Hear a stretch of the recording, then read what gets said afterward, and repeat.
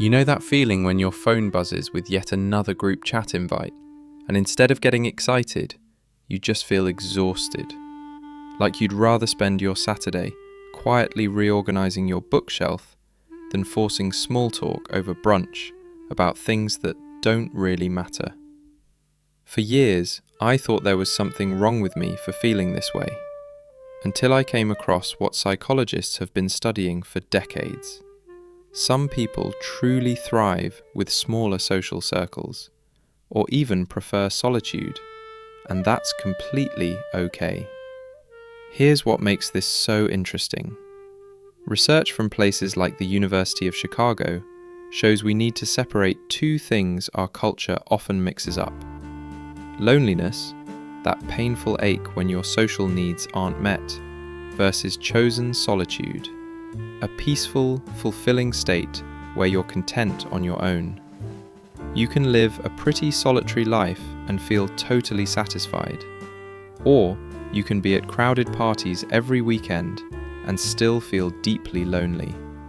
The real difference isn't the number of friends, it's whether the connections you have actually meet your emotional needs.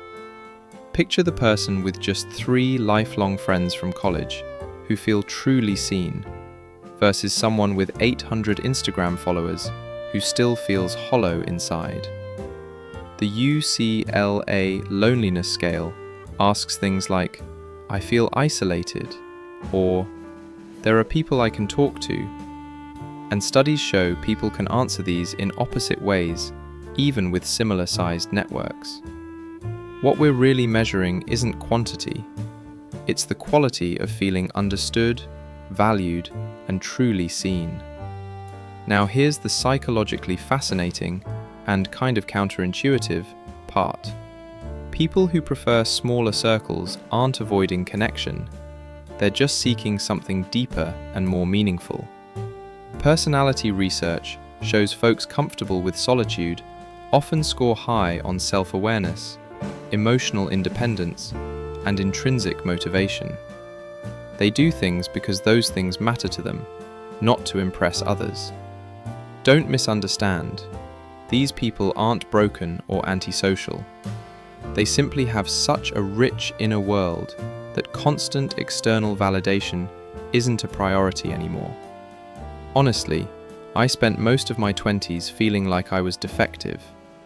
Why couldn't I be the one crushing it at networking events, or thriving in those loud, overlapping conversation dinner parties? But science says the opposite. People okay with being alone have a skill many others lack. They can sit comfortably with their own thoughts. No panic, no frantic reach for the phone to fill the silence. Psychologists call this emotional self-regulation, handling your feelings on your own instead of outsourcing them. And before you think, that just sounds lonely, hear me out. Research actually shows that people comfortable with solitude often build deeper, more authentic relationships. Why? Because when they connect, it's from a place of wholeness, not desperation to fill a void. They invest their limited social energy in people who truly get them, respect their boundaries, and let them be real. No masks required. Quality over quantity isn't just a cliché, it's essential for mental health in a world that demands we're on all the time. One striking finding from large-scale aging studies with over 30,000 participants is that some socially isolated people report very low loneliness and sometimes even function better than those with big circles who still feel disconnected. This proves the need for connection is deeply personal. Having just a handful of close relationships isn't a flaw, it's a valid way of being. Then there's creativity. Einstein said the monotony and solitude of a quiet life stimulates the mind, and modern neuroscience agrees. When you're not overloaded with social cues, facial reading, and group dynamics, your brain gets space for divergent thinking, exploring new ideas, making unexpected connections, and creating without group pressure. People with fewer friends aren't missing inspiration, they're making room for it. That said, having few friends doesn't make you immune to isolation's risks. Chronic perceived loneliness, feeling alone even if people are around, can affect cognition, attention, and long-term health, including links to cognitive decline and heart issues. So the real question isn't, how many friends? It's, do I feel genuinely connected in the ways that matter to me? When we strip away society's noise about what friendship should look like, people who thrive with fewer close ties often share traits like a strong inner compass, comfort with introspection, and self-concept clarity, knowing who they are without needing constant outside feedback. Solitude isn't emptiness for them. It's space to think, create, feel, and grow ideas that matter. They still feel the occasional pang of being alone, but they've learned to separate temporary solitude from the deeper pain of feeling unseen. If you've always felt out of sync with the pressure to have huge friend groups and packed schedules, psychology has good news. People who prefer solitude often show better psychological adjustment, stronger boundaries, and more emotional resilience. They're not bad at social skills. Many are highly emotionally intelligent because they actually reflect on relationships instead of just collecting them. We all have different social diets.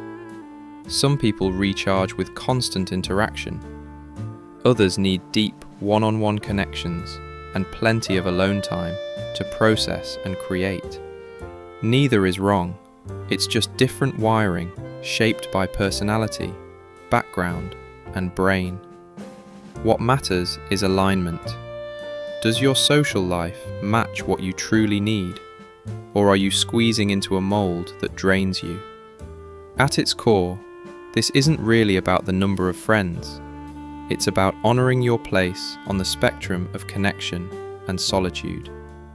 The person with 2 deep friendships and a vibrant inner world isn't failing.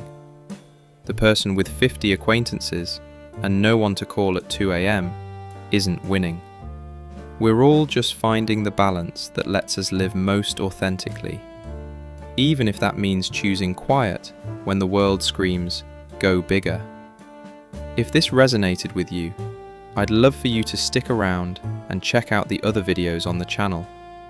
We're just getting started, and I'd be so grateful if you'd explore more and let me know what topics you'd like to see next.